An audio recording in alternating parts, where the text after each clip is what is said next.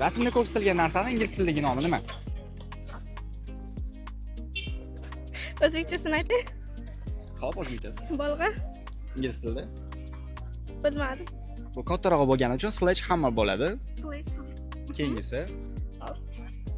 Bu nima? Cho'mich. Ingliz tilida. Ingliz tilida bu narsa ladle deyiladi. Keyingisi. Bu nima? Burunduq. Bu Yumroq. qunduz. Qunduz. Ingliz tilidagi nomini bilasizmi? Yo'q. Ingliz tilida bu narsa beaver deyiladi. Beaver. Beaver. Keyingisi. Bu nima? I don't know. Ingliz tilida bu narsa wrench deyiladi. Ya'ni kalit. Ingliz tilida bu narsa wrench deyiladi. Range. Tuyoqqush.